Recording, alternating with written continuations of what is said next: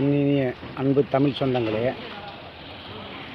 நம்ம இப்போ எங்கே இருக்கோம்னு பார்த்தீங்கன்னாக்கா பாருங்கள், மயிலாடுதுறை மாவட்டம் உறையார் காவல் நிலையத்திற்கு ஒரு வழக்கு சம்மந்தமாக வந்தேன்.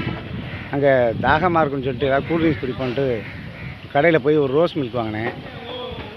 அந்த ரோஸ் மில்கில் பார்த்தீங்கன்னாக்கா உள்ளே என்னமோ கருப்பாக மிதக்கு. இந்த பாருங்கள்,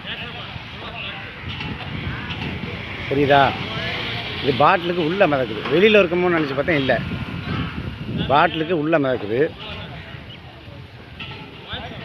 அந்த கம்பெனி என்னென்னு பார்த்தீங்கன்னா ரூபின்னு ஒரு கம்பெனி. இதோட தலைமையிடம் மதுரை. தமிழ்நாட்டில் மிக அதிகமாக குளிர்பானங்களை சேல்ஸ் பண்ணக்கூடிய பன்னாட்டு கம்பெனியான கோக்கு பெப்சிக்கு அடுத்தபடியாக இந்த கம்பெனி தான் இருக்குது. இதில் உள்ள என்ன கிடக்குதுன்னே தெரியல. இதை சின்ன பிள்ளைங்க தான், குழந்தைங்க தான் அதிகம் வாங்கி குடிக்குது.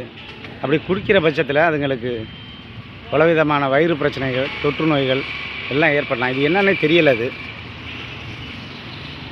இதை சம்பந்தப்பட்ட உணவுத்துறை அதிகாரிகளும் உணவு பாதுகாப்புத்துறை அதிகாரிகளும் அதற்கான அமைச்சரமும் தலைமைச் செயலரும் சேர்ந்து தான் நடவடிக்கை எடுக்கணும். நான் தாழ்மையோடு கேட்டுக்கிறேன்.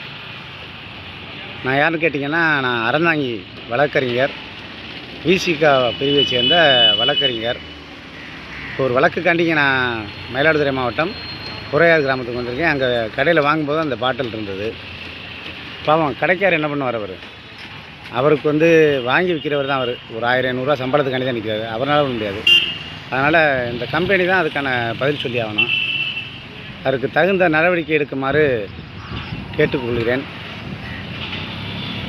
இது போன்ற தைரியங்களை எனக்கு கொடுத்த 35 ஆண்டுகால அரசியலில் மிகவும் தைரியமாக நின்று போராடி வரும் எழுச்சி தமிழர்,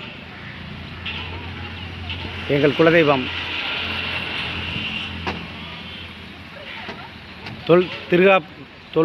திருமாவளவன் அவர்களுக்கும், அண்ணன் வன்னியரசு அவர்களுக்கும், தமிழ் தேசிய போராளி அமைச்சர் சமூக நலத்துறை, பழங்குடி நலத்துறை, ஆதிதிராவிடர் நலத்துறை மற்றும் நியமன அமைச்சர் கள்ளக்குறிச்சி மாவட்ட அமைச்சருக்கும், அண்ணன் வன்னியரசு அவர்களுக்கும் இதை ஒரு